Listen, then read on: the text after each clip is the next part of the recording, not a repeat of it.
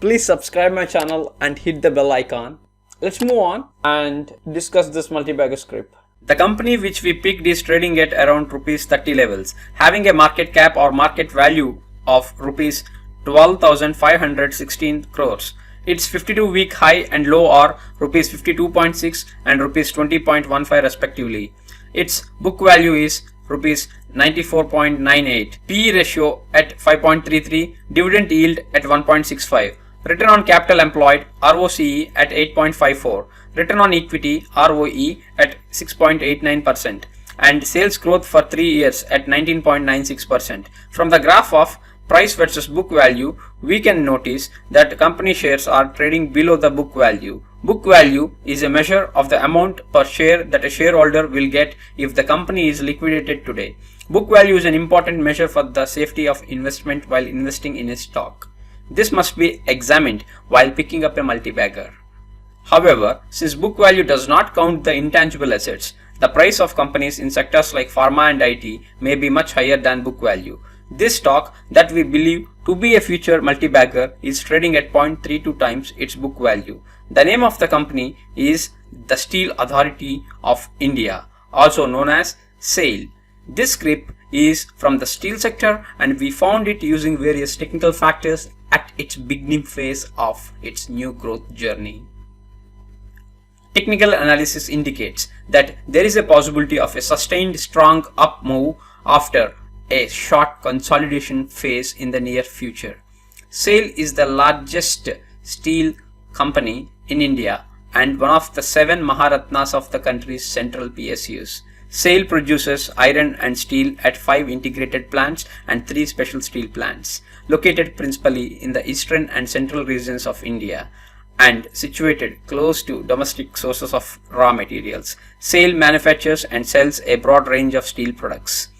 It has products ranging from alloys, stainless, special steel to pipes and railway rails. It has 9 manufacturing locations spread across India as indicated.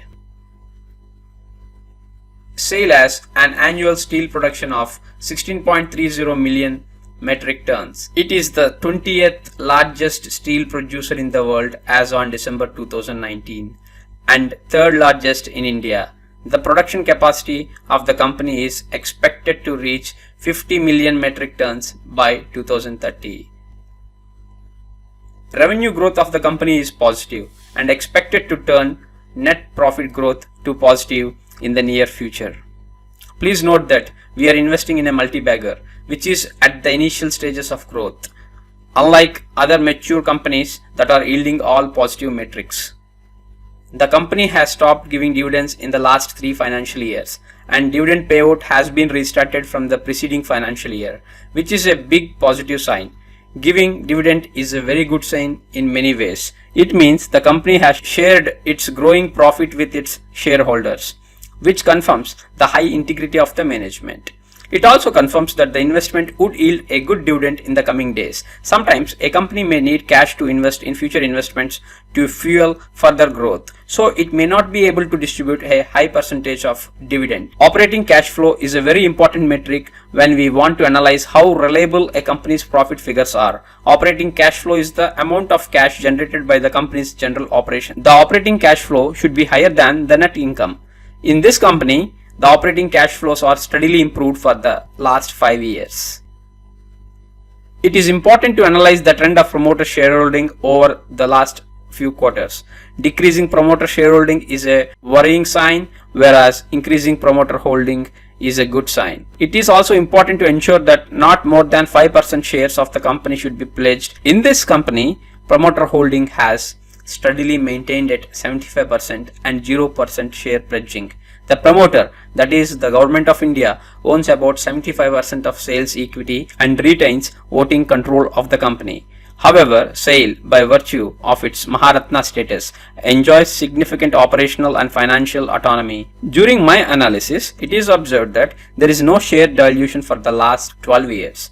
The only negative factor which I see is the debt equity ratio at 1.14, which is slightly higher than 1. It is yet to come below 1, and this is due to the aggressive expansion of the company in the recent past. So company has a low interest coverage ratio as well.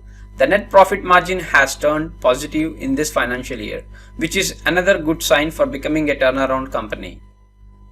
Some of the recent news items, such as company has started producing long tracks in the country to reduce the import dependence from Europe, Minister Pradhan, Lord's, Sale, etc. It is expected to bag more contracts from the government in this segment. This is a value addition to its portfolio. In summary, positives for the company are price is far less than book value, ROE turned positive, net profit margin turned positive, started payout of dividend after having a 3 years gap, and negatives for this company are debt to equity slightly greater than 1 and company has a low interest coverage ratio.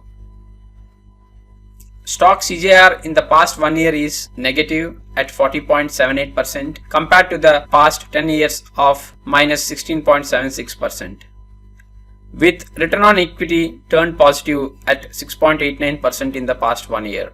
This indicates the signs of ending bottoming out of the share. I have also looked for other technical indicators and my own KM technical approach to confirm this. For the investors at specific times in the past, worst stock price CJR obtained is minus 78.5% between 2008 and 2009. Best stock price CAGR obtained is 105.47% between 2003 and 2008. These metrics, along with ROE and valuation models, are used to estimate CAGR for calculating the expected returns to our planned investment in this company at this juncture.